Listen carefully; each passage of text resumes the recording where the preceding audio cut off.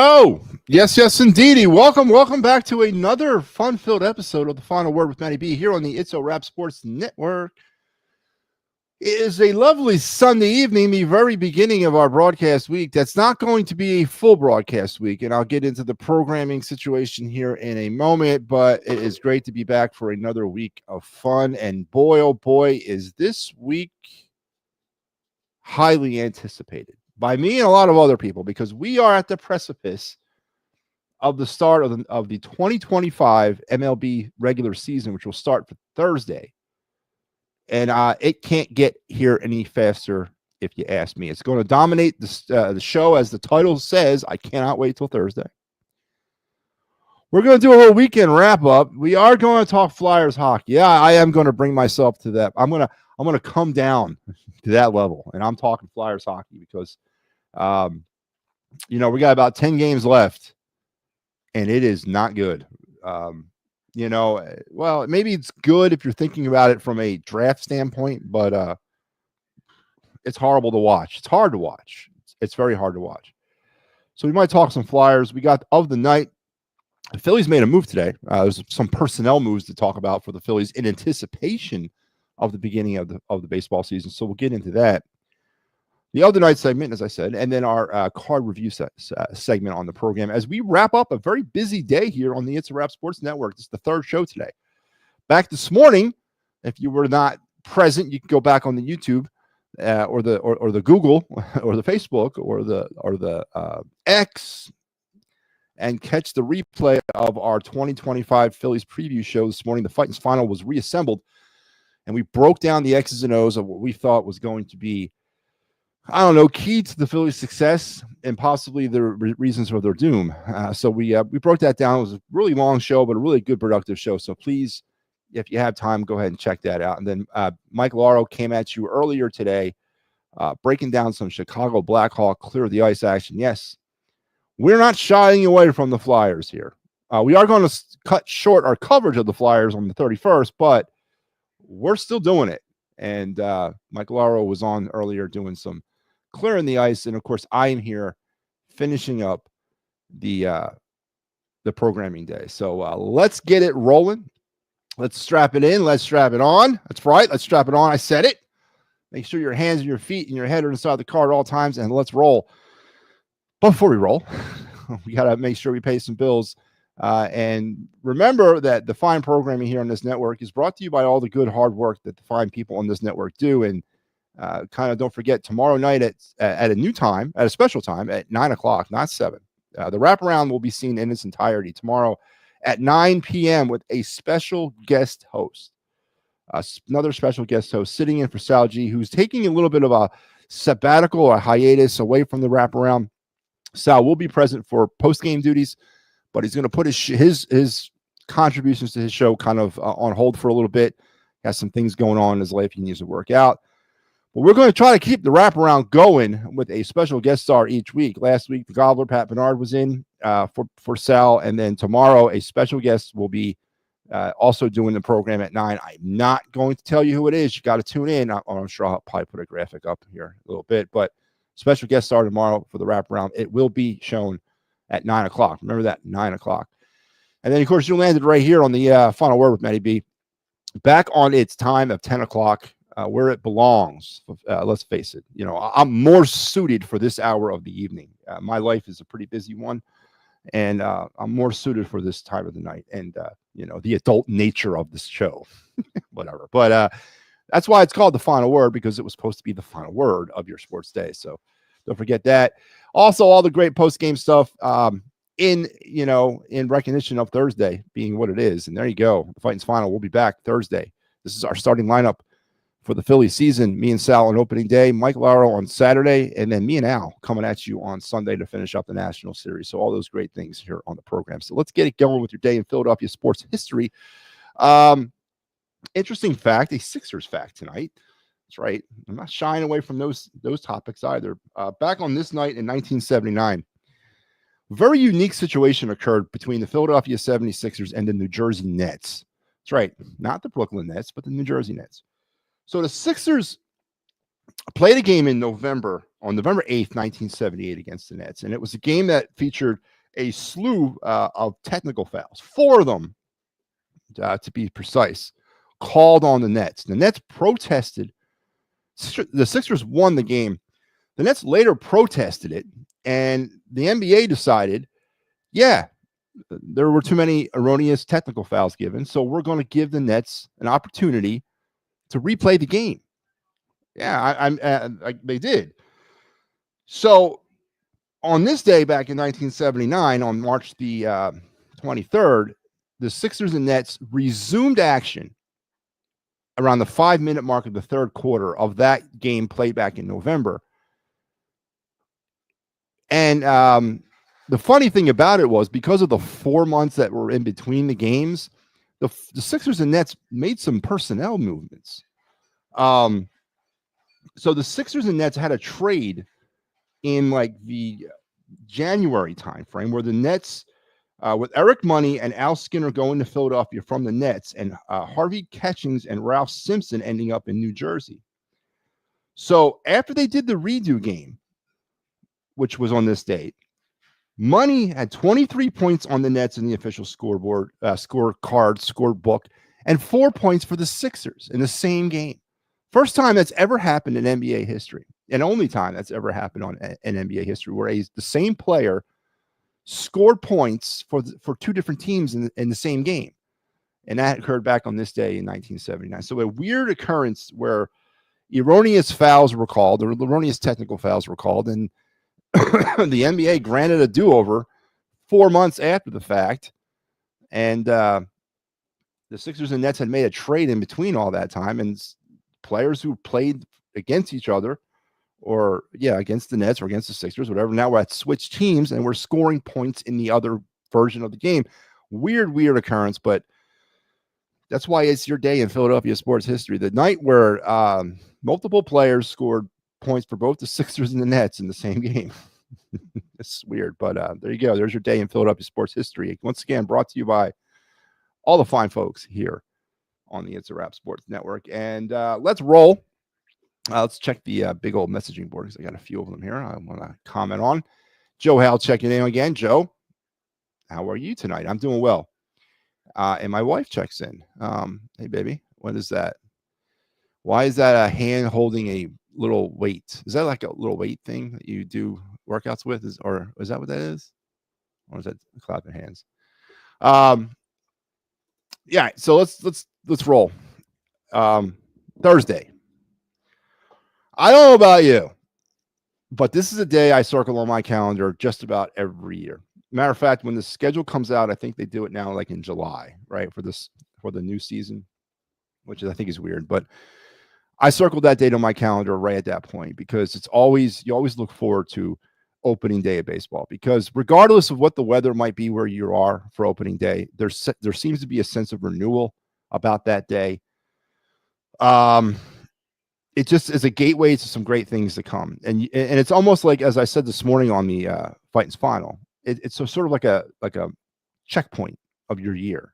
You've made it out of the dark, cold, lonely winter, and now the sun is out, days are longer, and baseball's back. And I don't know about you, but growing up as a young red-blooded American boy, there's nothing more. If there wasn't baseball, I could not imagine what my summers would be like without baseball, without Major League Baseball. I'm sorry. It's got problems. Yeah, it's had problems. Yeah, there's scandals. There's been some sort of corruption and all that. Yes. But there's nothing. My life it would seem empty without Major League Baseball dominating my summers. It's always been like that way for 52 years of my life. And on Thursday, we're going to renew it once again.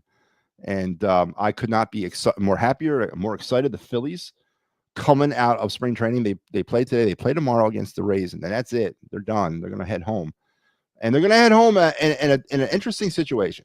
And we're going to break some of those things down. Joe says he's excited for the Phillies this year. Joe, I'm excited for the Phillies every year, even during the dark days of the 80s. Remember? It didn't matter, right? Remember, it didn't matter back then. You knew the Phillies, even okay, let's put it more in the context. The dark days of the 2015s and 14s and 16s, around that period, right after the dominant run of 07 to 11. You knew the Phillies stunk. You knew they were garbage. But there was something special and something fun about opening day. Because at least for one day, they had a shot, right?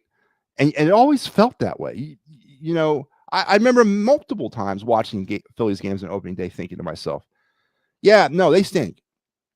But you know what? Maybe they got a chance. Yeah, you know, I'm being honest with you. And of course, 9 times out of 10, they didn't. But now in this current era of Phillies baseball, they do. They do have a chance. And we broke down some of the things that I think is going to be in their way this season, and some of the things that I think they're going to do well this season, and some of the things ultimately is probably not going to. It's going to kind of add up to why they don't win a World Series. And I don't think the Phillies win the World Series this year. I think it's okay to have those expectations. You should, based on what the team has spent on this team. You should have the expectations of a World Series. But I don't think they're going to do it because I don't like some of the core values of the Philadelphia Phillies. And number one, amongst those core values that I don't like is this bullpen with no roles. I don't like it. I've never liked it. And I don't think it's a good thing. I think it's terrible. And I said it last year at this time. I'm going to say it again this year until they settle that in and say, you know what? You're the closer. You're the setup guy. The rest of you guys are you, and you. You're my 7th inning guy. And you, and you are my 6th inning guy. And the rest of you are my long relievers. I just don't think you can win consistently at this level or win a World Series with too much sort of hanging around in the air. I also don't believe in I don't believe in the manager. I don't. I'm sorry. And this is not Rob Thompson hate. And there's some people on this network, boy, that put me in check over their despisal of Rob Thompson. I mean, I don't like Howie Roseman, and you guys know that very well. But there's people on this network about their relationship with Rob Thompson that puts me and Howie as like best friends. I mean, there's some just visceral hatred going on for Rob Thompson. I don't hate him that way, but I don't think he's a winner. I don't think Rob Thompson has what it takes to win a World Series or manage a team to a World Series championship. Because I want to be very careful of how I say that, because it's not Rob Thompson who goes out there and plays. It's not Rob Thompson that goes out there and gets those key hits. It's not Rob Thompson who goes out there and, you know, pitches 6 strong innings with a manageable pitch count. It's not Rob Thompson doing those things. It's the players ultimately. But I just think when the chips are down, and we've seen this, and, you know, we haven't really talked about it since 2023, because last season, Rob Thompson really wasn't the reason, I guess you could say, that the Phillies lost to the Mets. It was just poor play across the board. But, you know, 2022 is always going to be remembered for me as you should have left Zach Wheeler in Game 6. You should have left him, or Game 5. You should have left him in. You should have left him in. It was a Game 6. Yeah, you should have left him in. And then, of course, in 2023, with the inability to win the final 2 playoff games and the use of Craig Kimbrell in Arizona and going to him back-to-back nights when he doesn't pitch well back-to-back nights. We all knew that, but he went to him and he gives up that key home run in Game 4. I'm sorry, man. There's just been too many instances of Rob Thompson kind of meting it up, to say it pretty bluntly. So I'm having a problem wrapping my head around Rob Thompson's ability to be a winning manager or manage a winning World Series team. And I preference all this, of course, by saying I hope I'm wrong, and I hope the Phillies find a way to get from today to sometime in early November with the World Series.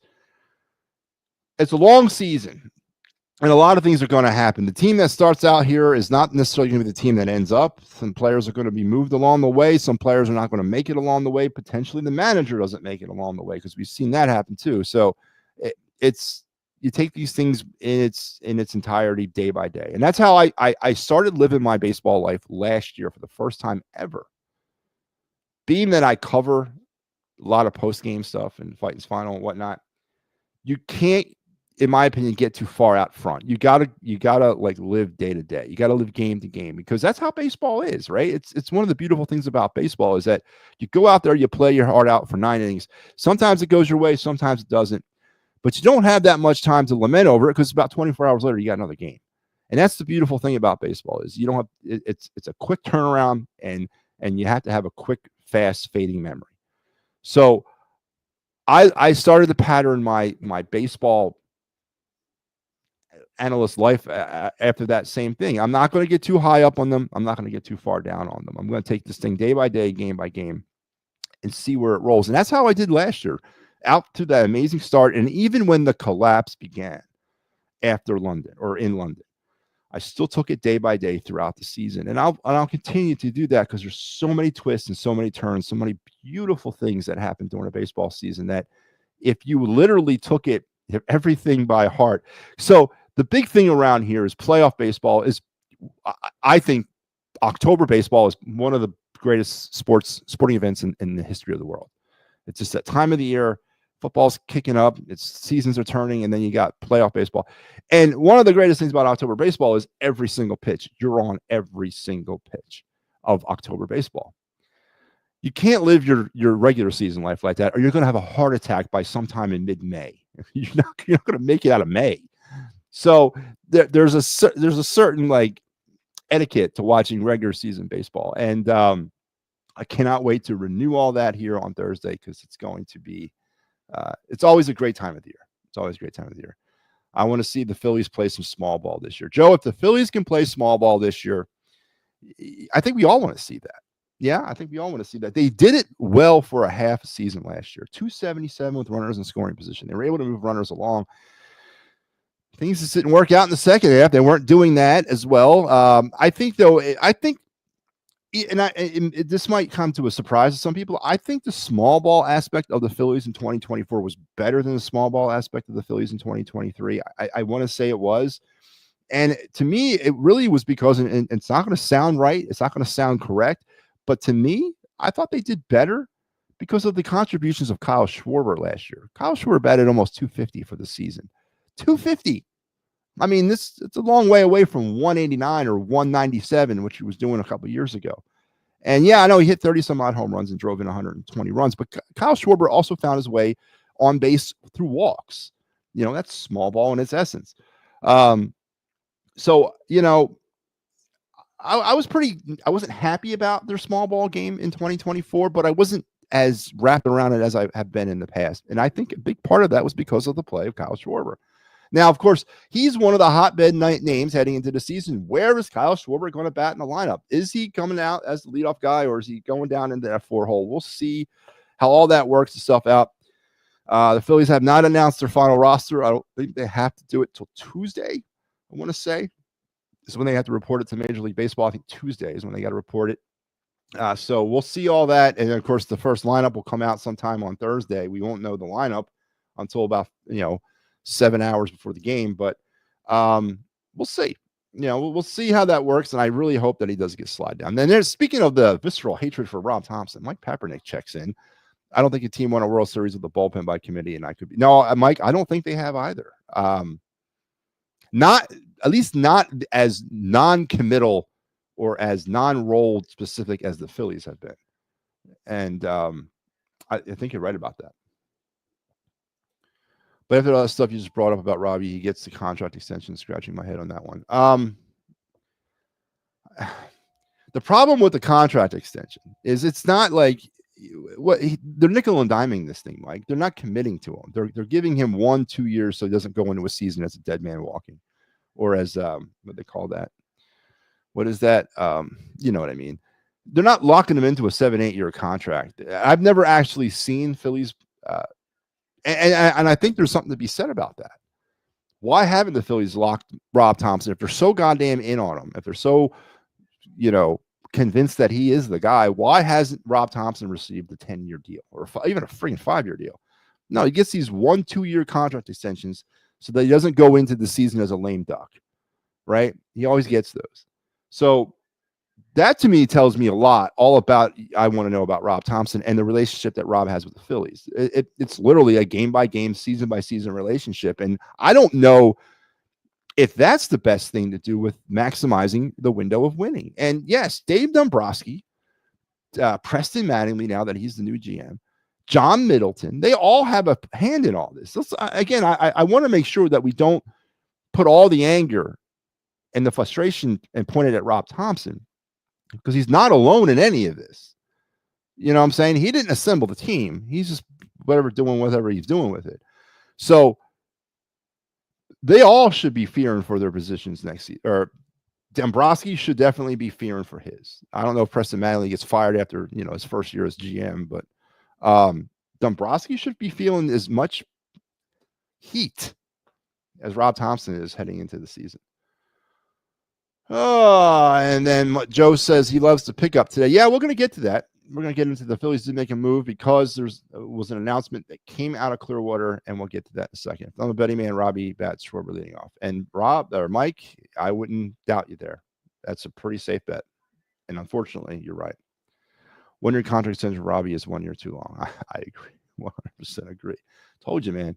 He puts my hatred of Rob, or again, my disdain of Howie Roseman. Michael Papernick puts my disdain for Howie Roseman on a lower level with his relationship with Rob Thompson. Boy, woo, man, oh man. But I guess we can talk about the move. So the Phillies had a pretty busy late part of the week into the weekend. We're going to talk about the catcher move again because I think it's one of the best moves I think the Phillies have made over the course of a couple seasons.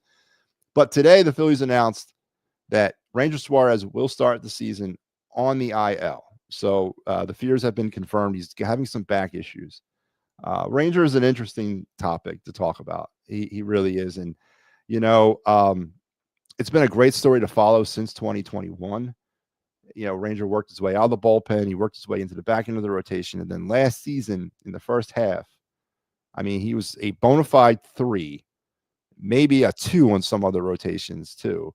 And then for some odd reason, something has happened where it just has completely fallen apart for him. And there was reports, and he did deal with a back injury last year. It's not necessarily the same injury. They're saying it's a lesser version of that injury that he had last year, but it's an injury that's going to prevent him from coming north with the team. So he's probably going to stay in Clearwater and do an extended spring training and rehab down there.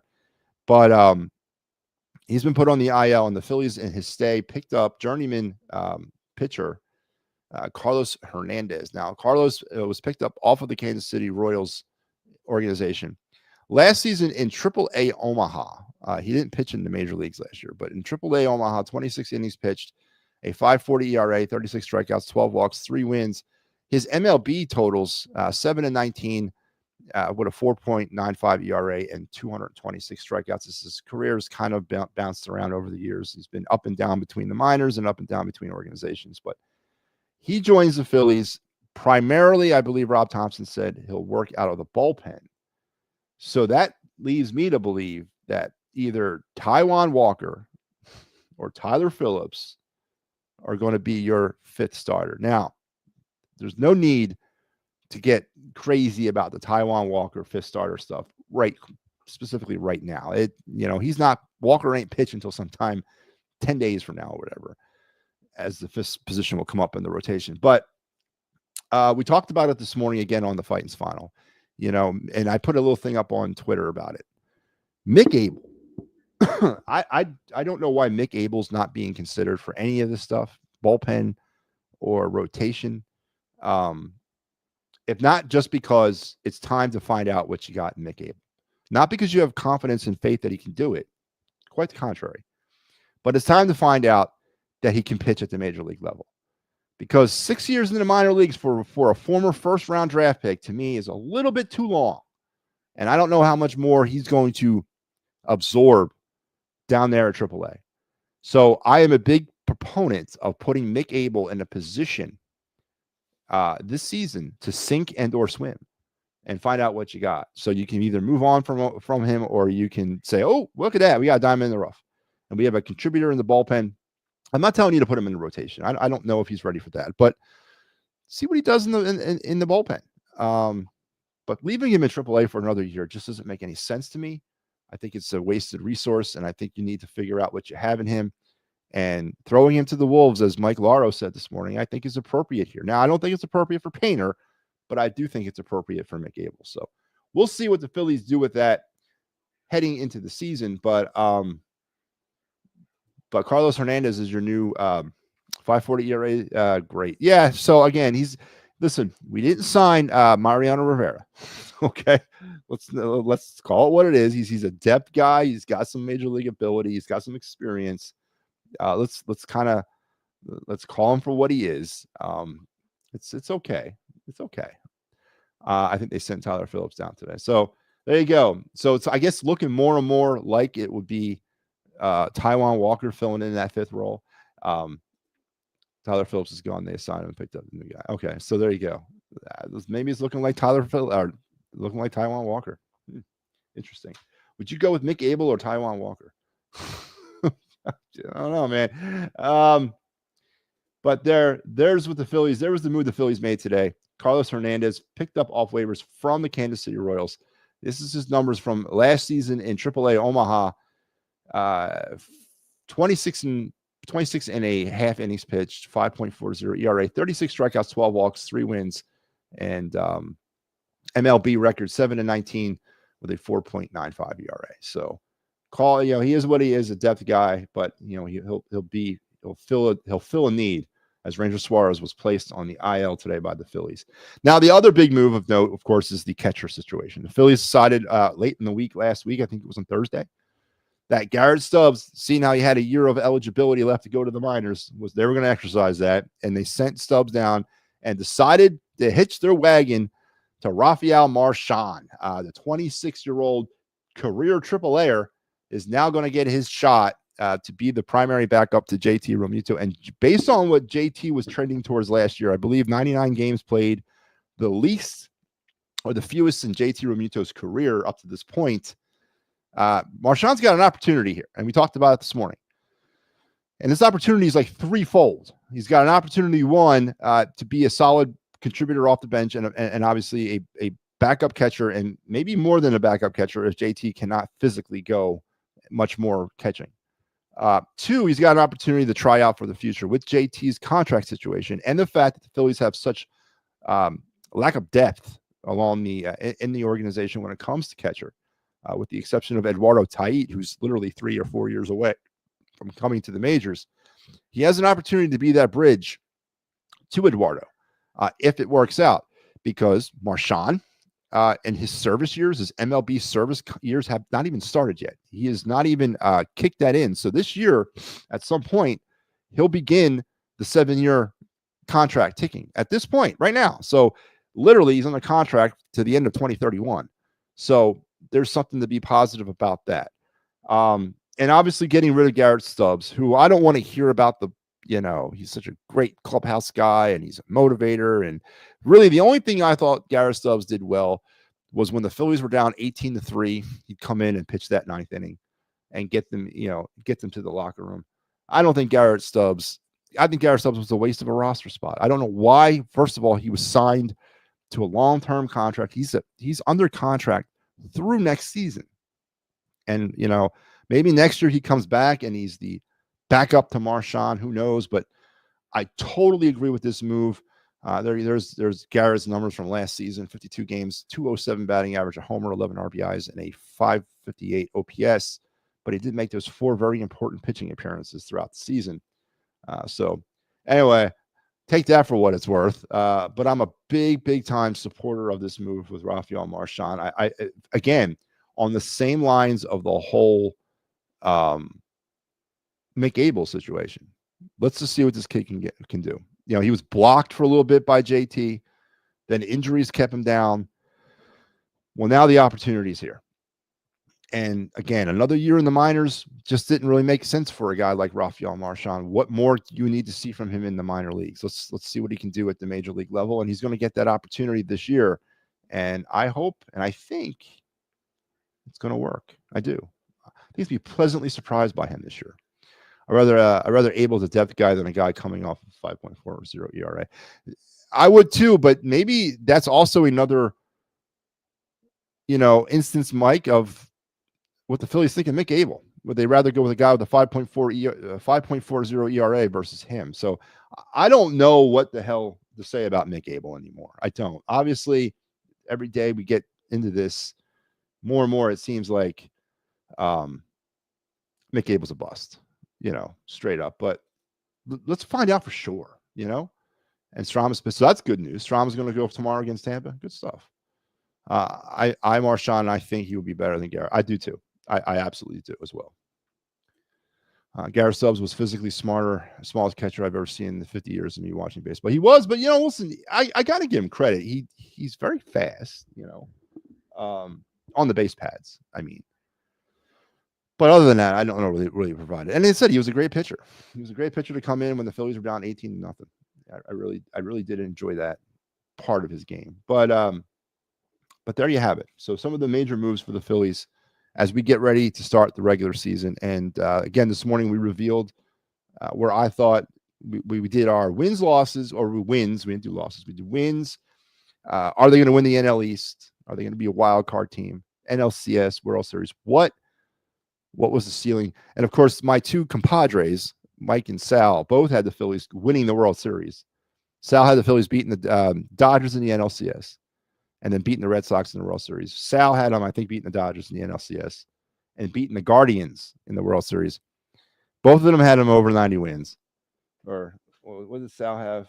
What was his numbers here? I got them written down. Sal had 90. Mike had 95. I got him at 88 wins and losing the NLCS to the Dodgers because, again, I know what I see and I get it. And I'm not saying that they're a bad baseball team. I got them making the playoffs. I think that continues, and that's good, right? But I'm not a believer in what this team is philosophically. I'm not a believer anymore in what this team is because, one, they haven't made any changes. It's still the core players. It's still the same, what is it? Different, same clowns, different circus, or different circus, same clowns, that kind of thing. It's, to me, there hasn't been enough organizational approach change. And again, maybe there is, and I have to see it. But until I see it, I just think we're going to see the same thing. And to me, that's what bothers me. Getting to the playoffs is one thing. This team should make the playoffs based on the personnel, the contracts, the baseball pedigree in some of these players. They should make the playoffs. There shouldn't be any doubt. When you send 6 teams per league to the playoffs, the Phillies should be one of those teams. I 100% agree to that. But that's just the first step. Are they good enough to make a run and win the World Series? And we've seen since they got there in 22 that they haven't been. And they're bringing back the same players. So that's the frustrating part. Is they're knocking on heaven's door, but the problem is no one's home. And I don't know how that corrects itself in 2025. If certain things do correct themselves, if Rob Thompson decides to put together a bullpen with roles, and again, you don't have to announce it to the world, just do it. Just, this is who it is. If he does make a lineup change and sticks with it, let's Trey Turner or whoever's going to lead off figure out how to lead off. Doesn't get swayed by players who start bitching and moaning because they're struggling in the 4-hole, whoever that may be, Kyle Schwarber. And Matt is a little bit more with his gut and his feelings than with the binder.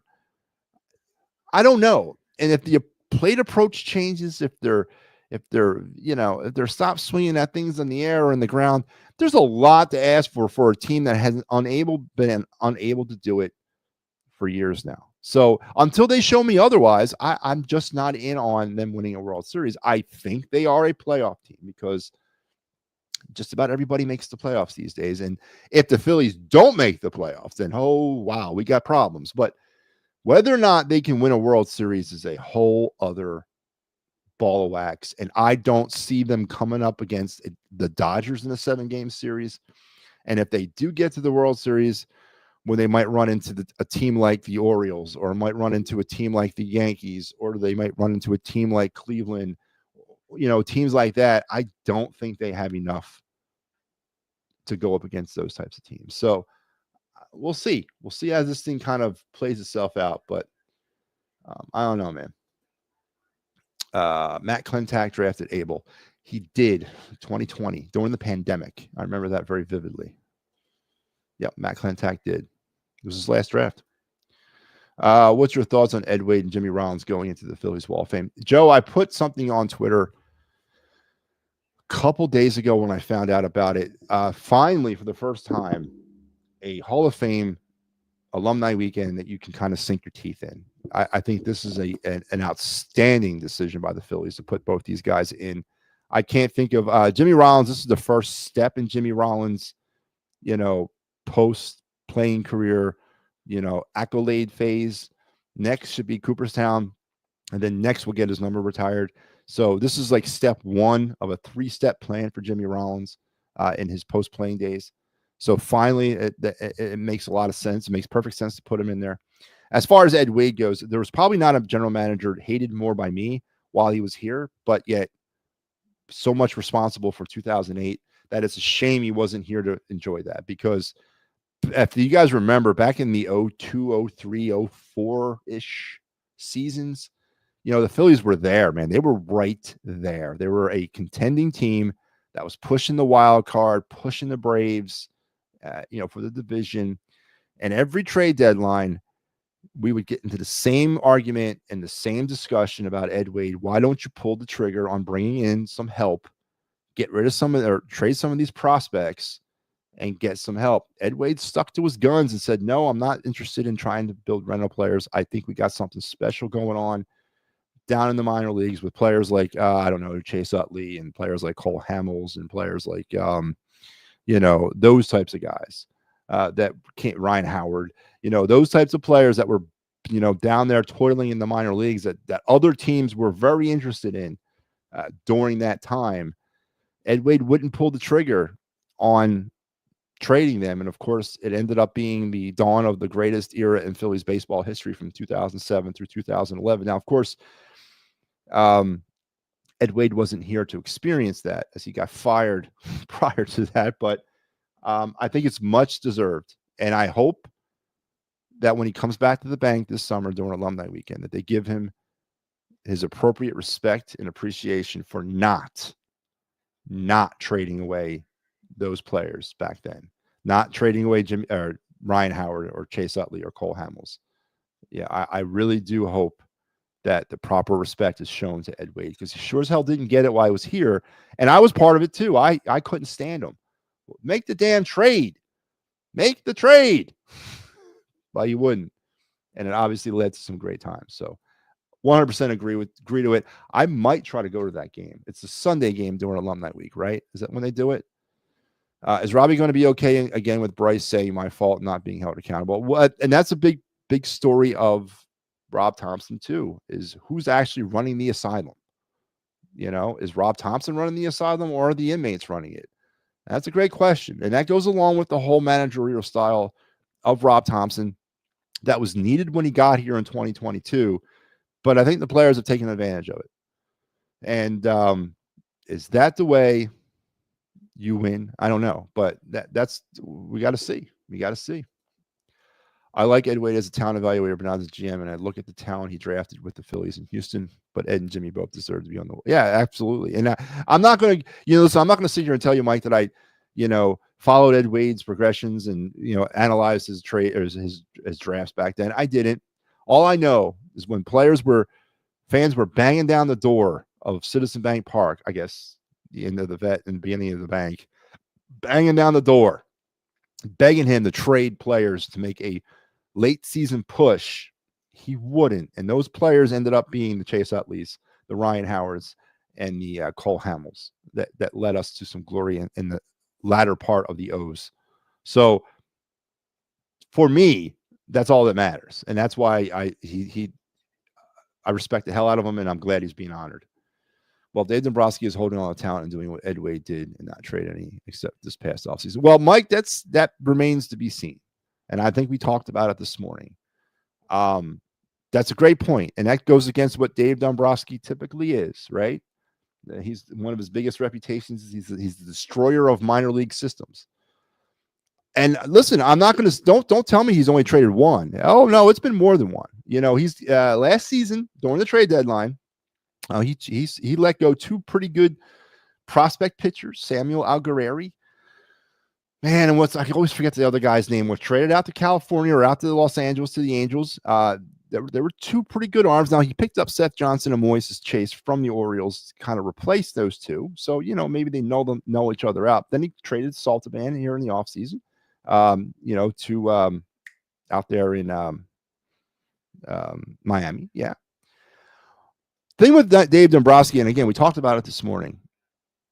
If the Phillies are in a position this year at the trade deadline, if they're in the position poised to potentially make a run for a World Series, I don't know, maybe they're 10 games, 15 games above 500, hanging on to that 6th seed, does Dave Dombrowski blow up the farm system? And I don't mean trading some projected prospects, but I mean going after the top ones, the Andrew Painters, the Aiden Millers, the Justin Crawfords, the Gabriel Racones Juniors, the Eduardo Taiz, those guys. Does he pull the trigger on some sort of trade to push the Phillies, potentially, hopefully push the Phillies over the top? That keeps me up at night right now, Michael. I ain't going to lie, because I don't know if he doesn't. And I don't think that would be right either. I know there's people out there that are like, damn the torpedoes, full speed ahead. Who cares about tomorrow? Let's win today. I'm not necessarily like that, because I don't want to slip into another 2013 or 2012 through 2017 period of time. I don't want to go back there. And that's what happened, with the Phillies coming off that last run. I don't want to go back into those types of days. So no, I don't want to empty out the farm system on 3 players with a hopefully win a World Series one time. I don't want to do that. And Dombrowski has a tendency, or he's got a reputation that he does that. So I'm concerned that he does. So before we say that, we put him in the same lump with Ed Wade, well, let's it's not over yet with Dave Dombrowski. So let's hopefully we can say that at the end of the day about him. But right now you can't, because it's not over yet. Joe says, okay, so it's Saturday during Alumni Week. Yeah, I might go to that game. I'm talking about the top 5 talent. Yeah, and that's exactly what I figured that you were. So, no, I don't know. That's a great question, and maybe he does. And that keeps me up at night, and that's a story that I'll be keeping an eye on throughout the season. And who's the top 5 that he traded? Who's one of the top 5? Was Algareri one of the top 5? So I'm not thinking that he traded any of the top 5. Painter and Miller, I think, is safe, but Crawford might be the guy who was traded. I hope not Crawford. I would, if you had to trade any one of those 3 right now, based on projections, Miller would be the one I would trade, because Miller's kind of jammed up right now at shortstop, and I don't know why they're so dead bent on him playing shortstop. I really don't, but I guess Miller would be the one I trade. I think we have too much uncertainty in the outfield to get rid of Crawford. And of course, what Painter allegedly is projecting to be. So, I would probably, if I had to trade one of them, I'd probably trade Miller, just based on the fact that I don't know why they're so hell bent on him playing shortstop. But all in told, we got a great week. Is this going to be a slow week? And let me propose this question to you guys: should the first 2 days of the baseball season, the Thursday and the Friday, should they be national holidays or federal holidays? Call it National Pastime Day. Thursday and Friday. Should it be a federal holiday, the opening of baseball season? I say it should, because it celebrates our national pastime. It celebrates America's game. And I think it should be rewarded every year. And I think there should not be a problem with kids skipping school or you getting fired from a job because you want to go to an opening day baseball game. So I think every opportunity should be given to go out to your local ballparks on opening day, or opening day weekend, that Thursday and Friday, right around there. So I 100% would like to propose the addition of 2 federal holidays to the calendar. Call them National Pastime Days for the first 2 days of the opening of every Major League Baseball season, so that the American people can go guilt-free to a baseball game on opening day. And I think it's beyond time, and I want to see it passed. Call your local congressman tomorrow. Tell them MattyB said, it's high time we make the opening of baseball season a national holiday. So Joe Hale agrees with me and says yes.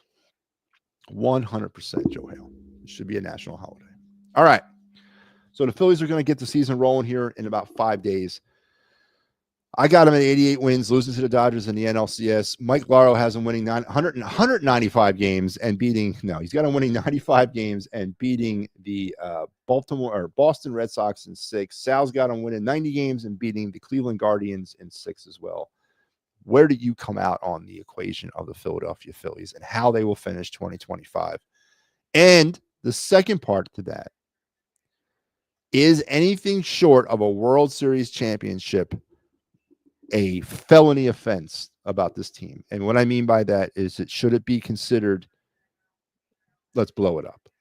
And you look at the contract situation between Kyle Schwarber, JT Realmuto, they're both going to be free agents at the end of the year. Next season, you got Castellanos going to be hitting free agency.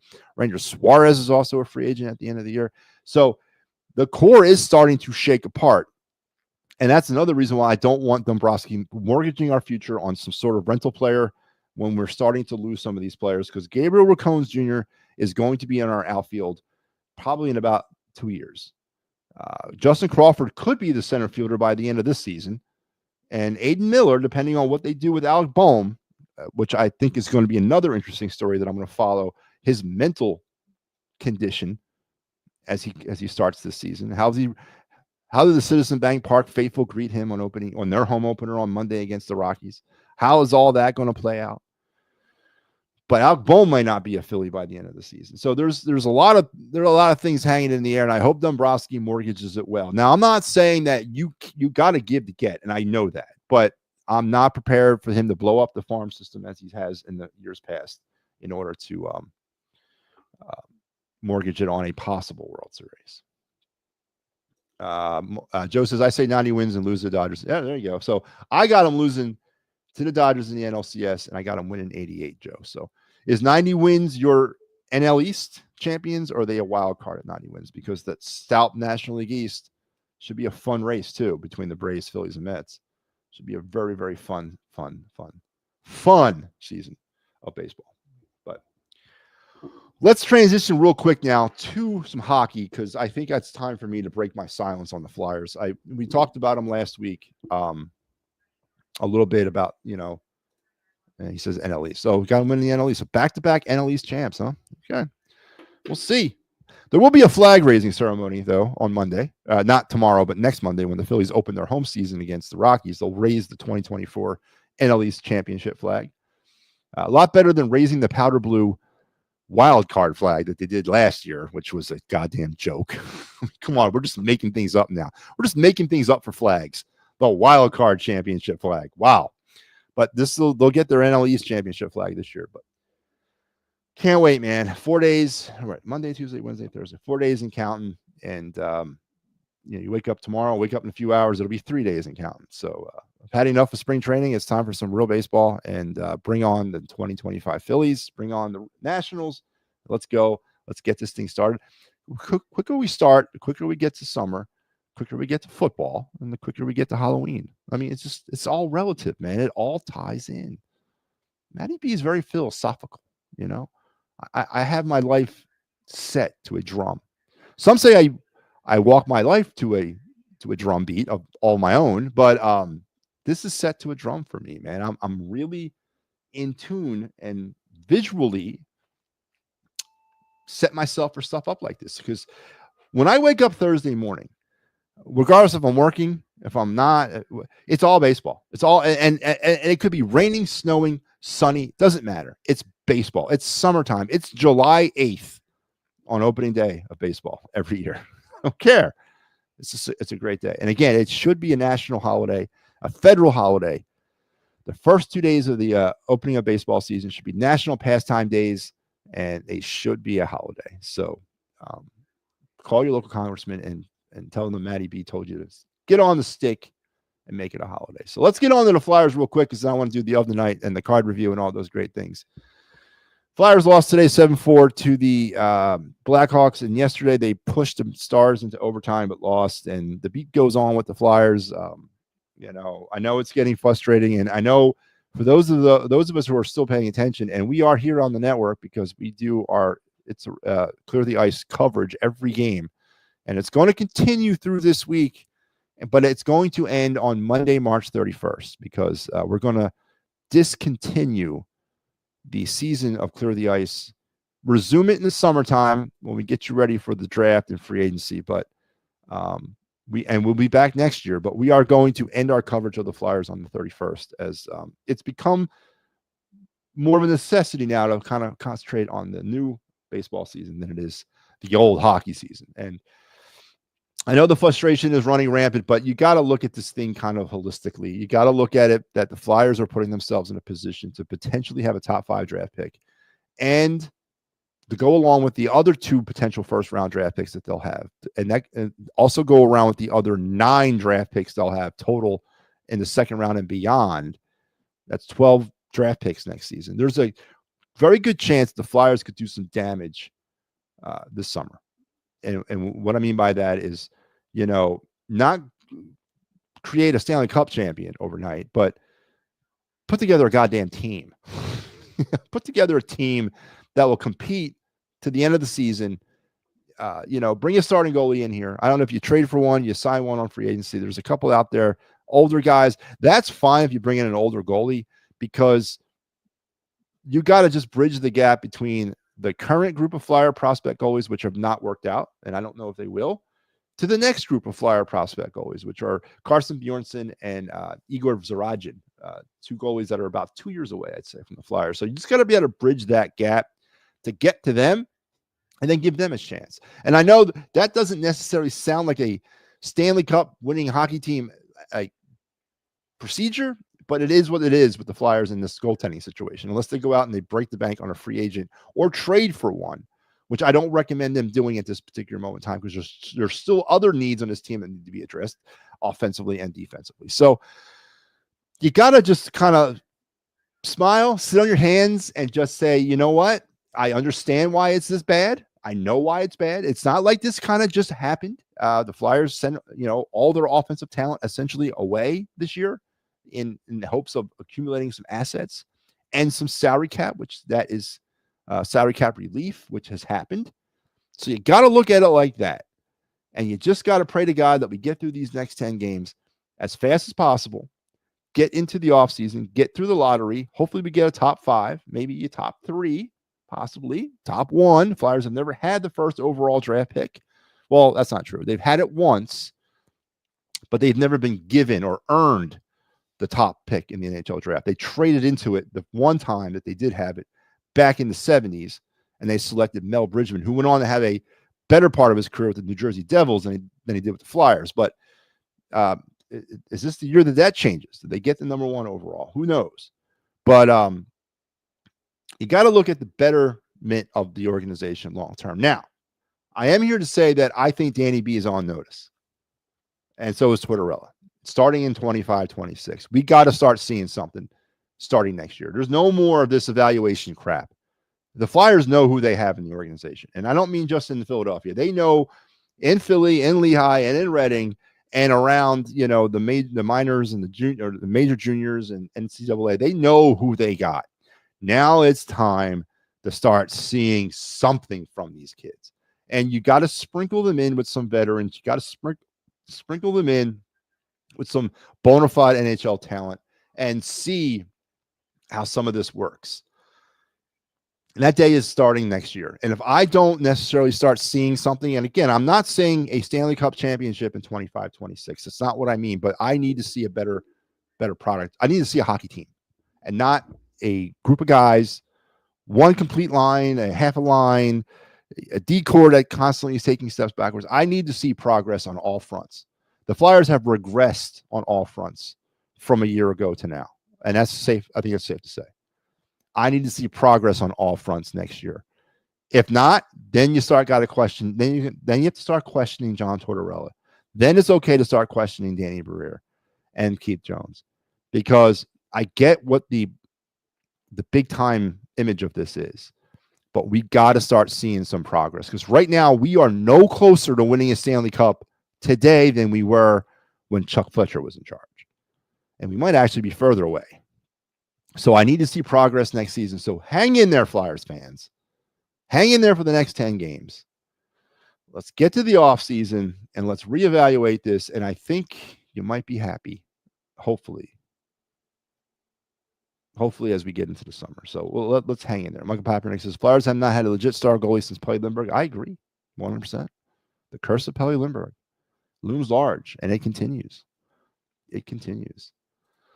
Comcast thought of Flyers someone who cares and can bring some respect to this team. They could probably say the same thing, Mike, about the Sixers. Maybe the Comcast, you know what?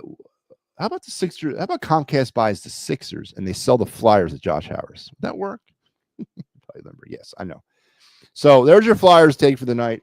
We will be covering the Flyers throughout the rest of this week until next Monday when we'll say sayonara to the Flyers until next season. But we're there, and we're there for you. So let's go to the of the night segment here on the program. We're trucking through.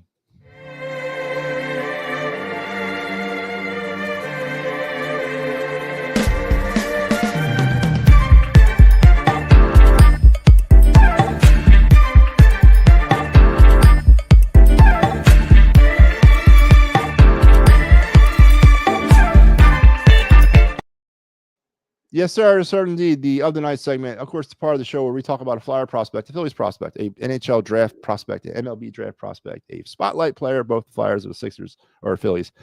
Have some fun with it. We're going 3 for 3 tonight. We're going to do some Philly prospect, MLB draft, and we already talked about Carlos Hernandez. We'll put him back up here. So that was your Philly spotlight player. So we already talked about him being the replacement to Ranger Suarez, who's been placed on IL. So we're not going to go back to him. Let's get into our MLB draft coverage. Our prospect of the night is Auburn's catcher Ike Irish. Excuse me, that's not a misprint. His name is Ike Irish, double I. The best offensive prospect among the catcher backstops this season. Irish slashed a 319 403 and a 627 with 14 homers during the spring before thriving with wood bats and earning all-star recognition in the Cape Cod League during last summer. His mature approach enables his left-handed power to play to all fields, and he has a strong arm throughout his receiving draws mixed review. So Ike Irish in the SEC Division I, potentially the best college conference in all of the country, and I think that it's hands down a correct statement. Best offensive catching prospect in the draft. This is somebody who we're at 26, where the Phillies are picking in this year's draft. That's where they're picking in the first round. I would not be surprised if an Ike Irish is available at 26. Now, are the Phillies intrigued that much with a catcher at 26? I don't know, because I just went on about a 10-minute rant about why there's no catching depth. But there is Eduardo Taiit looming. And do the Phillies feel that that's enough and that Taiit is far enough in the process where they don't necessarily have to invest in another catcher and you want to go maybe somewhere else? But it's going to be an intriguing situation if Ike Irish is available, especially the name, man. Double I? Are you kidding me, dude? It's going to be intriguing if the Phillies are able to select a guy like this at 26. So keep an eye on Ike Irish. I am interested to see where he goes in the draft. Nationals with the first overall pick. It's going to be Ethan Holiday. So wrap that around your heads, folks, too. Ethan Holiday is going to be in the NL East over the next probably at least 7 years of his first 7 years of his career. So we're going to be dealing with that as the Nationals continue to straighten out the ship. But Ike Irish tonight is our MLB draft prospect. An interesting prospect at 26 where the Phillies will be picking. Is he available? And do the Phillies take a flyer on a catcher? Where they really don't have much depth, but do they view catcher as a position of need with Eduardo Taiit where he's at in his development? So let's now go to our Phillies prospects and let's talk about our second-round draft pick of last year, Carson DeMartini, the third baseman currently playing for the Thrashers. While DeMartini has power over hit profile from the left side of the plate, he has a good swing, doesn't chase a ton, and can hit the ball very hard. His strikeout rate jumped back up in his last year in college, but the Phillies were thrilled at how he integrated data and made adjustments during his pro debut.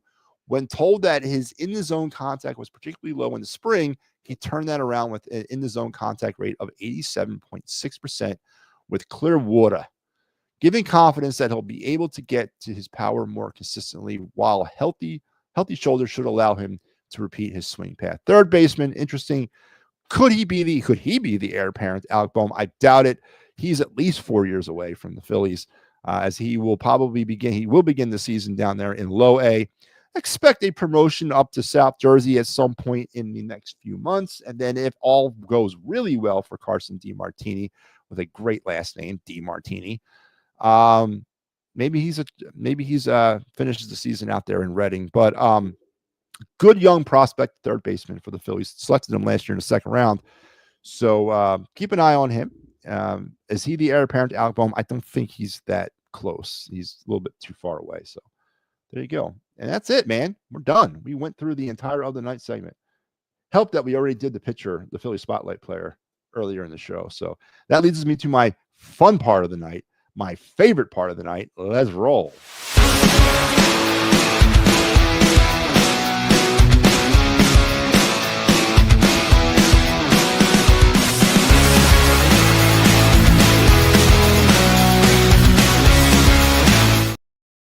Yep. MattyB's card review segment. Of course, this is the part of the show where we talk sports cards. We pull up one of my cards, not my favorite, but one of my cards from my very vast sports card collection. Kick it around, talk financials, talk nostalgia, talk intrinsic value, just talk about the player. Great story around this. Sports cards have been my life all my life, but as most people, it comes and goes, right? You know, you have those moments where you're into it, and then you step away. And then a couple years later, you go back in, step away, and then so on and so forth. And that was pretty much my life. Last summer, while rummaging through my wife's closets, looking for spare change, just kind of looking for something, I noticed that not only did I have a vast amount of sports cards, but her son, my stepson, has a ton of cards. And I got tired of seeing them thrown in totes and shoe boxes and boxes spread around the house. So I said, "The hell with it. I'm going to spend some time and I'm going to organize the stuff, and we're going to start seriously collecting." So 3 months last summer, sometimes 2, 3 in the morning, sorting through cards, putting them in team order. So how it broke down was I took all my valuable cards that I see as value and I put them in binders. So I have like 7 binders full of cards that I consider valuable, right? I put the other baseball cards in team order and I put them in a box, their own team box. So I got players, say in my Phillies box, there's cards from the 70s all the way up to 2025. And all 30 baseball teams 32, whatever, are represented that way. As for hockey and basketball and football, I don't have enough. I don't have that many of those cards. So they're in a sport box. So I got a hockey box, a basketball box, and a football box, not by team, just by sport. And that they've all been not all cataloged, but they're in a pretty box. They're protected. And then the valuable ones are in binders. And these are the valuable ones are the ones we go through every night. And my hopes are, as I go through these cards, I'm also putting them up on eBay, trying to see if I can move some of them and also collect more and buy more as well. So tonight we're going to go back into baseball. We were in hockey last week, but we're going to go back to baseball. And of course, anytime I get a card of this player, growing up was a special moment. You always look for them when you open the pack, no matter what year it was, you're always looking for him. And it's the 89 Mike Schmidt Dunruss card. As I said, every era of baseball, or every era growing up, when you open up a baseball pack, you're always looking for the Mike Schmidt card. Especially, of course, you live in Philadelphia and you're a Phillies fan. This is his 89 Dunruss. Again, the old school uniform, the old school maroon with the pinstripes, and I really think they should go back to these as their primary home uniform. I really do. And I think they should go back to the gray version of the road uniform from back in the day. They wear the powder blues, right? And as a retro, whatever, as their alternate jersey. They should go to the gray version of those retros and make them the road jerseys. So essentially go back to the maroon color, go back to this pattern, the scheme, the P, all that for their home and away. I miss it. It's nostalgic for me. And I think it would look good at Citizen Bank Park. I really do. But this is the 89 Mike Schmidt. This was, of course, this was his last season in Major League Baseball. He retired Actually, he didn't even make it through this season. He retired in late May of '89 out there in San Diego. So this is the final card. Now, there is a 1990 version. He does have a 90 version. There is a 90 Schmidt. But this to me is special because obviously it's from his retirement year. It's nostalgically special to me. It's worthless. It's like $2 on every database that I've seen it. But still, it has a place of reverence as a valuable card for me, and it goes in the binder. So again, I miss these uniforms. I miss this day of baseball. I miss this era. I was watching, and let's click away from that. I was watching YouTube the other day, and I found a channel that was dedicated to every NBC game of the week in 1989. Every one that aired that season, and they had them in order of when they aired. And I went back and started watching some of these games. Now, I wasn't sitting there watching them all in every game. I wasn't. But the major stories, if you guys remember the 89 baseball season, of course, the major story in 89 was the Pete Rose scandal, the betting on baseball. That dominated the whole season. Bart Giamatti, who became the GM or the commissioner of baseball at the beginning of 89, died in September of 80. Didn't even make it a year in office. He died. Faye Vincent took over. Just amazing stuff, man. And of course, this was also the earthquake in the World Series in '89. I mean, what a tumultuous year for baseball. And then Mike Schmidt retires in '89. That was also the season where John Kruk was traded to the Phillies. Lenny Dykstra was traded to the Phillies that year. Just like really, really weird baseball season. And I was, brought back to all of it by watching some of these clips from the Game of the Week on NBC. Look it up, man. There's a channel dedicated to it, and it's every game of the week of the '89 season. It took me back, man. It took me back. I loved it.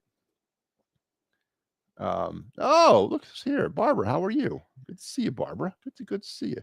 So that's my there's my card of the night, and here it is in its physical form. It's the Mike Schmidt 89 Donruss. This is the final card of Mike Schmidt's baseball career as he would retire during the '89 season. So not worth a damn dime. $2, $3. I think I have it listed on eBay for like $4. Let's see if anybody will pay that. But it brings back a great memory and a great moment. And as I said, the '89 baseball season as a whole was very tumultuous. I was 16. I guess I had other things going on, other things not happening in my life, but yeah, very tumultuous baseball season. 1989 was. But there you go. That's going to do it. We come to the end, and I enjoyed myself tonight. So, Ashlyn Ruby, that's my daughter. What's up, babe? How are you? Matty, I have a site that has every TV broadcast info, like channel and announces for every major pro sport and college. It's a cool reference. Yeah, and it brings you back, doesn't it, Barbara? It brings you back to how things used to be. And she says, oh, I missed the show. Yeah, 10 o'clock, Barbara. It's our new time, 10 o'clock, Sundays through Thursday. Special shout out to Ashy. What's up, babe? My daughter, everybody. All right, so special, good show tonight. Big day on the network. 3 shows. Fighting's final season preview was this morning. Then Mike Laro took you through the Clear the Ice, and then I have you here at 10 o'clock. 10 o'clock, Barbara. 10 o'clock is our new time, Sundays through Thursday. Now, as for broadcasting for the week, we are going to do some programming changes. I will be on the air tomorrow night, Tuesday night, Wednesday night, but there will be no show Thursday night, as I will have double duty on post-game duties on Thursday. Barbara says, hi, Matty's daughter. Yeah, she's a twin. She's her name is Ashlyn. She has a twin sister named Delaney, and then I have an older daughter named Kylie. So that's Ashlyn chiming in. So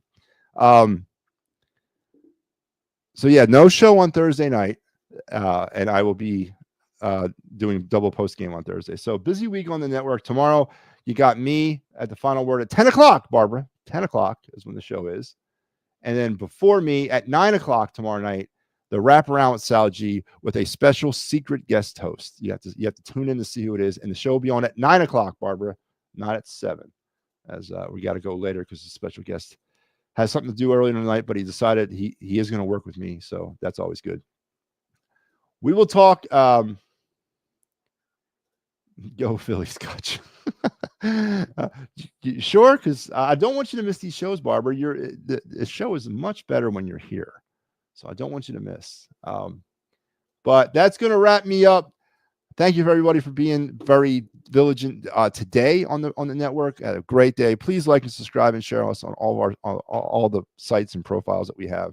We're trying to build something from the ground up and take advantage of some fun. And it's the start of the baseball season. It cannot get any better than that. I will talk to you guys tomorrow. Until then, you guys have a great rest of your night and even better tomorrow. We'll talk later.